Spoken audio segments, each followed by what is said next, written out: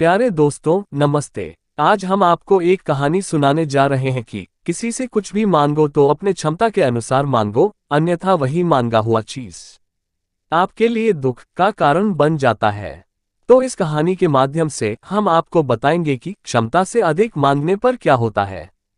कहानी को पूरा सुनिएगा तभी समझ में आएगा। तो चलिए हम कहानी स्टार्ट करते हैं।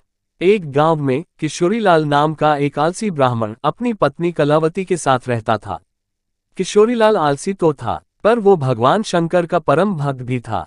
वह सुबह शाम शंकर जी की पूजा करता और भगवान शंकर का नाम जपता रहता था।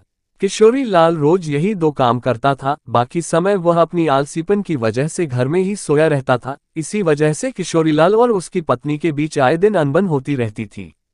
एक दिन किशोरीलाल की पत्नी अपने पति को बुलाती है और कहती है, सुनते हो जी, आज जल्दी से खाना खाकर खेत चले जाओ, आज फसल काटनी है और हाँ, खेत से आते हुए सरसों का साग भी लेते आना।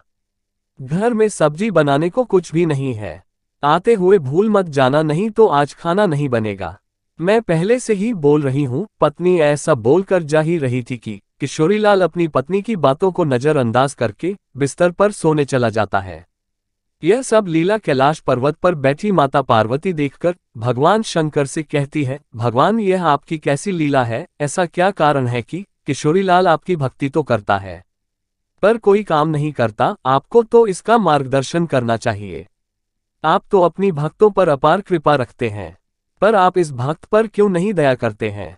तब भोलेनाथ पार्वती जी से कहते हैं कि यह ब्राह्मण पिछले जन्म में एक गधा था जो मंदिर के सामने बराबर बैठता रहता था। मंदिर के सामने बैठने से इसको भक्ति का पुण्य प्राप्त हुआ है, जो इस जीवन में वह एक ब्राह्मण रूप में जन्म लिया है।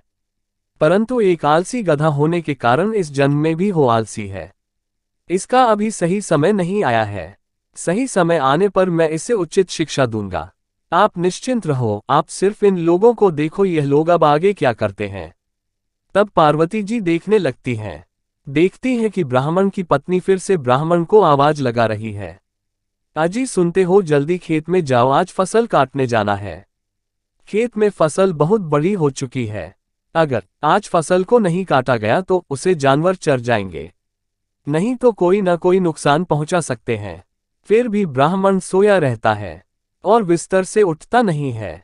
तो उसकी औरत खींच करके बोलती है, मेरी बात सुन भी रहे हो?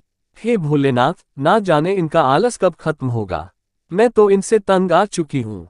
कलावती बोलती जा रही थी, पर किशोरीलाल को तो कोई फर्क ही नहीं पड़ रहा था। वो चुपचाप बिस्तर पर लेटा हुआ था।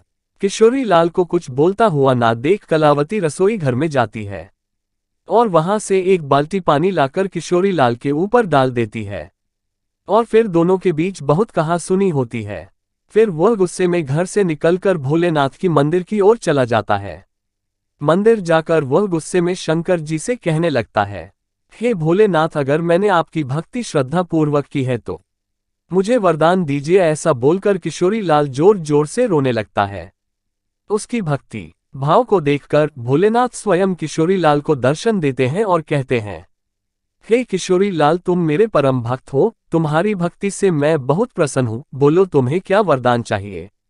किशोरीलाल शंकर जी को प्रणाम करके उनके सामने अपनी इच्छा प्रकट करता है, हे भगवान, मुझे ऐसी चीज दीजिए जो मेरी बात सुने और मेरा सारा काम कर दे। तब भोलेनाथ जी कहते हैं, ठीक है, चलो, मेरा एक छोटा सा त्रिशूल है, इस त्रिशूल को तुम जिस चीज पर भी रखोगे वो अपना काम खुद ही करने लग जाएगा और काम खत्म करने के बाद ही रुकेगा। पर हाँ, अगर तुमने काम करते हुए इसको को मना किया तो त्रिशूल हमेशा हमेशा के लिए गायब होकर मेरे पास आ जाएगा।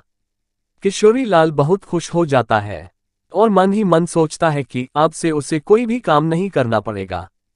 फिर वह त्रिशूल लेकर घर जाता है और अपनी पत्नी को शंकर भगवान के वरदान के बारे में बताता है। ऐसे ही कुछ दिन गुजर जाते हैं। किशोरीलाल उस त्रिशूल को पाकर बहुत खुश था।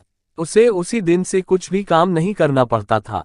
वो जिस चीज पर उस त्रिशूल को रख देता वो चीज अपने आप ही अपना काम करने लग जाता था। ऐसे ही एक दिन किशोरीलाल को चाय पीना था। उसने चाय की बर्तन पर त्रिशूल रखा और बोला, मुझे एक कप चाय बना दो। यह बोलते ही चाय के पतीले में अपने आप ही दूध, चीनी और चाय की पत्ती पड़ जाती है। और फिर उसको एक साथ उबालकर एक कप चाय बनकर उसके सामने आ जाती है। इसी तरह वो हर काम में शंकर भगवान की दी हुई त्रिशूल को इस्तेमाल करता। घास में पानी देना होता तो त्रिशूल से अपने पानी देने वाली पाइप को छूकर पाइप को कहता, पाइप यह एक बाल्टी पानी अपने आप से फूलों पर डाल दो। पाइप को यह काम बोलकर किशोरी लाल घर के अंदर सोने चला जाता है और उसकी सोते ही लाइट चली जाती है। लाइट चली जाने के कारण पंखा बंद हो जाता है, पर किशोरी लाल बिना चिंता करते हुए वह अपने हाथ पंखे को कहता है, मुझे गर्मी लग रही है, जब तक लाइट ना आए तुम मुझे इस पंखे से हवा करो। किशोरी लाल की कहे अनुसार हाथ पंखा बिना देर किए हवा करने लग जाता है और जैसी लाइट आती है तो हाथ पंखा बंद हो जाता है। इस तरह वह अपने हाथ से बिना कुछ काम किए बड़ी आसानी से सारे काम को कर लेता है। फिर एक दिन किशोरीलाल को भूख लगी और अच्छे अच्छे पकवान खाने का मन किया तो खाना खाने बैठा। किशोरीलाल मन में ही बोलने लगा कि हे त्रिशूल, मुझे अच्छे अच्छे पकवान ला कर दो। ऐसा कहते ही प्लेट से तरह तरह के पकवान निकलकर किशोरीलाल के मुंह में जाने लगे। तरह तरह की मिठाई, नए नए स्वाद पकवान और बिना रुके अपने आप ही उसके मुंह में जाने लगे और वो बड़े मजे से उन्हें खाकर आनंद ले रहा था। पर यह मजा कुछ देर तक का ही था। थोड़ी देर में किशोरीलाल का पेट भर गया और वह खाना नहीं खा रहा था, पर खाना तो रुकने का नाम ही नहीं ले रहा था। प्लेट से भिन्न भिन्न प्रकार के व्यंजन निकलकर उसके मुंह में जा रहे थे। यह देखकर किशोरीलाल परेशान हो गया। वो जैसे खाने को माना करने जा रहा था तो उसे भगवान शंकर की बात याद आई कि अगर वो काम करते हुए त्रिशूल को मना करता है तो उसका वरदान हमेशा हमेशा के लिए समाप्त हो जाएगा। यह सब सोचते हुए चिल्लाने लगा। उसकी चिल्लाने की आवाज सुनकर उसकी पत्नी रसोई घर से बाहर आती है और किशोरीलाल को देखकर हैरान हो जाती है। फिर किशोरीलाल से उसकी पत्नी खाने को रोकने के लिए बोलती है, पर वो शंकर भगवान के दिए हुए वरदान को नष्ट करना नहीं चाहता था। पर आखिरकार उसे बोलना पड़ा खाने को रोकने के लिए। उसने जैसे ही त्रिशूल को मना किया, तुरंत त्रिशूल हमेशा हमेशा के लिए गायब हो गई। किशोरीलाल त्रिशूल को अपने पास ना देखकर बहुत दुखी हुआ, पर अब वो कुछ भी नहीं कर सकता था।